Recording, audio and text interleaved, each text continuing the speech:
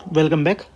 जैसे कि आप सभी जानते हैं, मैं जो है पिछले 4-5 महीने से एसओएसी एग्ज़ाम जो है आपका, जो कि इस अब यानी कि कल भी है, एक तरीके से देखा जाए तो आर्मी एएफपीएस जो है आपके आर्मी फोर्स जो स्कूल हैं उनका एग्ज़ाम तो कल है यानी संडे को है, और बाकी जो स्टेम वाले हैं उनका एग्ज़ाम 19 फरवरी को है। तो ये जो मैं वीडियो बना रहा हूँ ये उन सभी एग्ज़ाम में फ़ायदा करेगी जिसके अंदर रीजनिंग आ रही है, चाहे वो ह्यूमैनिटीज़ हो, चाहे वो 21st सेंचुरी हो, चाहे वो स्टेम हो, तो ये सभी के लिए वीडियो रहेगी। तो ठीक है, ये चैप्टर ऐसा है कि इसके अंदर से आपको 1 या 2 क्वेश्चन देखने को मिलेंगे। यदि 5 नंबर का एक सवाल है और यदि यही 2 सवाल आ गए तो आपके 10 नंबर इसी चैप्टर से आ जाएंगे। और ये चैप्टर बहुत ही ईजी है। बस आपको क्या करना है कि एक एक कर कर जो जो मैं समझा रहा हूँ बस उन्हें समझते रहना है और आखिर तक आपको ये वीडियो देखनी, क्योंकि बीच में अगर कोई भी एक स्टेप आपका मिस हो गया तो वहाँ पर ये खेल जो है हमारा ख़राब हो जाएगा। तो हमें ये नहीं करना कि सवाल क्या पता यहीं से ही पूछ ले हमसे। कुछ स्टेप में ये बांट रखा है हमने इस चैप्टर को। आगे हम क्वेश्चन भी डिस्कस करेंगे इसी में ही नीचे पीडीएफ के अंदर। तो चलिए स्टार्ट करते हैं। और बाकी जो बच्चे नए जुड़ रहे हैं वो जो है चैनल को सब्सक्राइब कर लो और दूसरा बेल आइकन को भी प्रेस कर लो, जिससे मैं अगली वीडियो डालूंगा तो आप तक नोटिफिकेशन पहुंच जाए। ठीक है। और इससे पहले वाली वीडियो भी मैंने एक बना रखी है जिसके अंदर मैंने एसओएसी स्टेम मॉक टेस्ट जिसके अंदर 60 क्वेश्चन आपके बना रखे हैं, जिसके अंदर से सेम उसी पैटर्न पर जो पैटर्न आपका आने वाला है, यानी 10 क्वेश्चन आपके रीजनिंग के हैं, 35 क्वेश्चन आपके मैथ्स के हैं और 15 क्वेश्चन आपके साइंस के हैं। तो सेम उसी पैटर्न पर, जिस पैटर्न पर आपका पेपर आने वाला है उस पर मैंने ऑलरेडी ये बना रखा है। तो अगर आपको जो है चाहिए हो तो आप वहाँ से डाउनलोड कर सकते हो। चलो तो हम डिस्कस करते हैं ये नया चैप्टर डाइस। बहुत ही बढ़िया चैप्टर है, बहुत ही आसान चैप्टर है, और अगर इसमें से 2 सवाल भी आ गए तो हमारे 10 नंबर आराम से बन जाएंगे। तो चलिए देरी ना करते हुए जो है हम जो है वीडियो को स्टार्ट करते हैं। तो देखिए क्या लिखा हुआ है। सबसे पहला नाम डाइस ही लिखा हुआ है। अब डाइस के बारे में हम थोड़ी सी मूलभूत जो मेन जानकारी है उसको हम पढ़ लेते हैं। फेसिस और सरफेसेस, यानी कि इसके फेस कितने होते हैं। इसके फेस होते हैं 6 हमारे पास। ये रहा 1 2 3 4, एक ये रहा 5 और एक ये रहा 6। तो हमारे पास फेसिस कितने हो गए, 6 हो गए। ठीक है। वर्टेक्स कितने होते हैं, इसके वर्टिसेस कितने होते हैं, वो हमारे पास 8 होते हैं अगर आपको पता हो तो। 1 2 3 4 5 6 7 8। तो हमारे पास वर्टिसेस कितने हो गए, 8 हो गए। एजेस कितने होते हैं, एजेस 1 2 3 4 5 6 7 8 9 10 11 12। तो हमारे पास 12 जो है एजेस हो गए। तो हमें यही चीज़ जो है ध्यान में रखनी है सबसे पहले। तो सवाल ये नहीं आएगा आपसे कि एजेस कितने होते हैं, वर्टिसेस कितने होते हैं, फेसिस कितने होते हैं, ये नहीं आएगा सवाल। सवाल आएगा किस तरीके से, अब मैं बताता हूँ आपको। तो आते हैं अपने जो है मेन कंटेंट के ऊपर।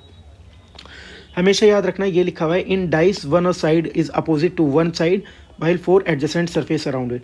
यानी एक तरीके से ये है कि कोई भी, चलो मैं नीचे बताता हूँ तुम्हें इस वाला पोर्शन जो है ये क्या कहना चाह रहा है। अब देख लेते हैं हम डाइस कितने टाइप के होते हैं। डाइस जो है वो 2 प्रकार के होते हैं। एक होता है स्टैंडर्ड डाइस जो कि आप खेलते हो, लूडो का दाना जिसे हम बोलते हैं, ये लिखा हुआ है लूडो।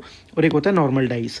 ठीक है। तो लूडो का जो दाना होता है आपने देखा होगा कि कोई भी जैसे नंबर आया, यहाँ पर मान लीजिए 6 लिखा हुआ है, तो इसके जो पीछे नंबर होगा ना, यानी इसके अपोजिट साइड जो इधर होगा वो हमेशा 1 होगा।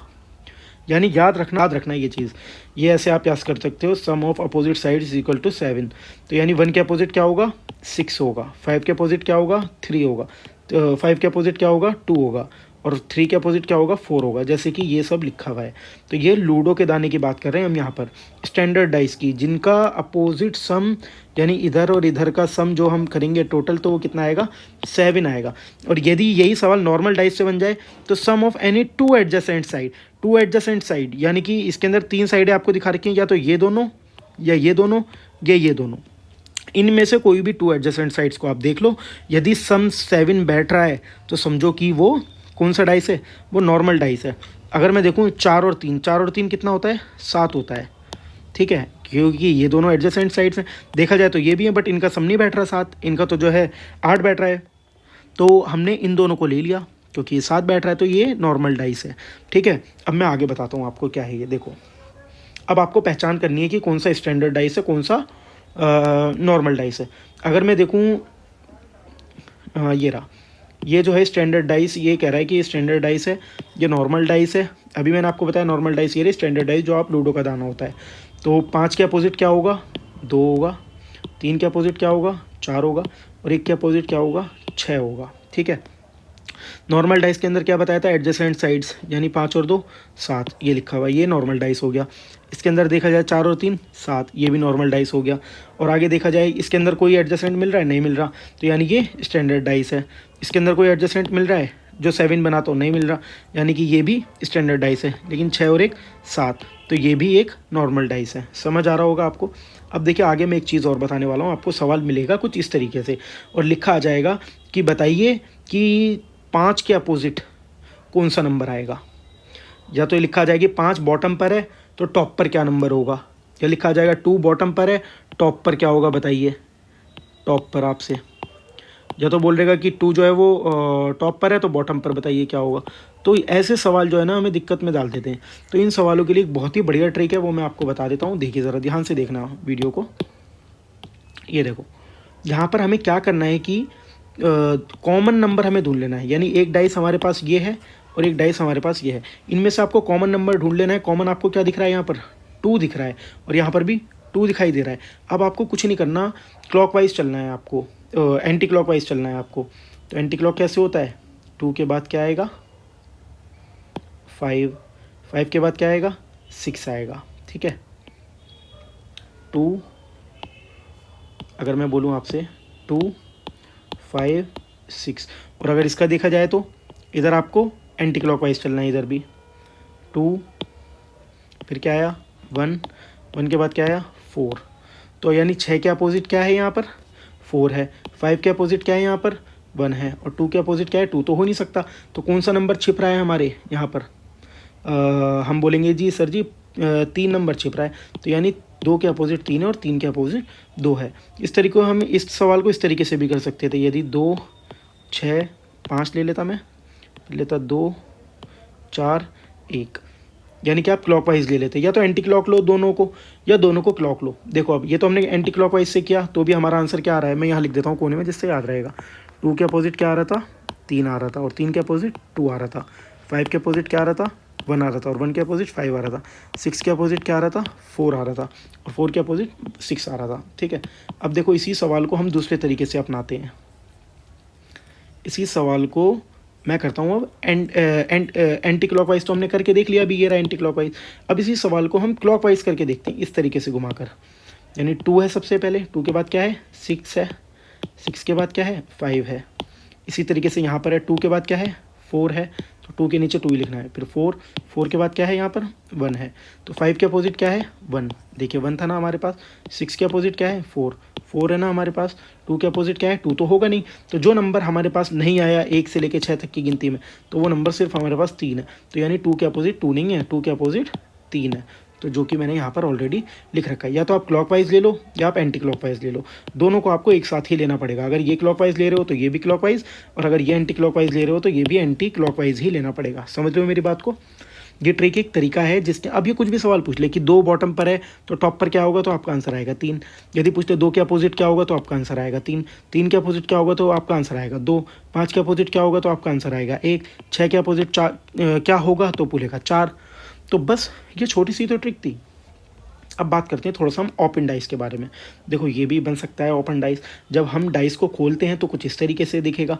मैंने शुरुआत में ही पहली जब पेज खोला था इस पीडीएफ का, तो मैंने आपको फेसेस कितने बताए थे इसके 6 बताए थे। ज़रा गिन लो 1 2 3 4 5 6 दिखाई दे रहे हैं हमें फेस यहाँ पर, बिल्कुल दिखाई दे रहे हैं। अब देखो सवाल कैसे आएगा, ये नहीं पूछेगा कि कितने फेस होते हैं।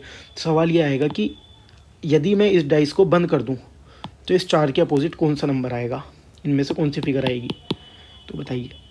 देखो इसकी ट्रिक समझो। अब इसके अंदर क्या है कि हमें एक एक का गैप छोड़ देना है। कैसे छोड़ देना है बता देता हूँ। 4 के अपोजिट हमेशा 3 आएगा, यानी कि ये और ये 3 और 4 ये, और इधर से 1 और 6, और फिर ये 2 और 5। समझ रहे हो मेरी बात को। यानी कि हमें क्या करना है, एक लेना है फिर एक छोड़ देना है, बीच वाला छोड़ दो, ये दोनों इसके अपोजिट है। फिर 4 ले लो, फिर ये ले लो, क्योंकि 2 छोड़ना है हमें, ये इसके अपोजिट हो गया। 4 और ये दोनों इसके अपोजिट हो गए, ये दोनों इसके अपोजिट हो गए, और लास्ट में क्या बचा हमारे पास 5 और 2 बचा, तो ये दोनों इसके अपोजिट हो गए। समझ रहे हो मेरी बात को। यानी 4 के अपोजिट क्या आएगा, अगर मैं बोलूँ तो 4 के अपोजिट आएगा मेरे पास 3, और 2 के अपोजिट क्या आएगा मेरे पास 5 आएगा, और अगर मैं बोलूँ आपके पास 6 के अपोजिट क्या आएगा तो 1 आएगा। समझ रहे हो मेरी बात को। इसी तरीके से हम दूसरा सवाल देखते हैं। ये भी ओपन डाइस का है।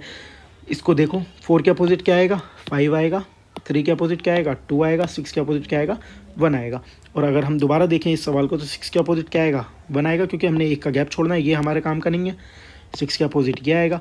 अगर हम अब इसको देखें, इसके अपोजिट क्या आएगा, तो हमें ये काम का नहीं है अब हमारे, तो ये आएगा इसके अपोजिट।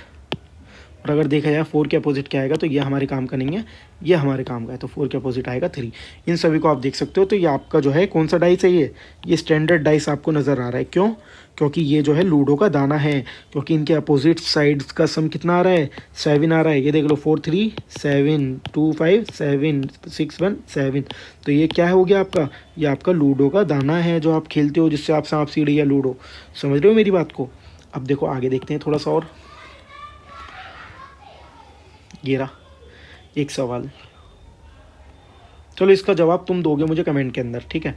ये एक बंद डाइस है, यदि मैं खोलूँगा तो किस तरीके से दिखाई देगा, इस तरीके से दिखाई देगा, ये इस तरीके से दिखाई देगा, ये आपको बताना है, ठीक है। ये कमेंट के अंदर आपको बताना है। अब देखो ये और है सवाल, बढ़िया, ये सवाल आएंगे आपके जो एग्ज़ाम के अंदर आएंगे इस तरीके के।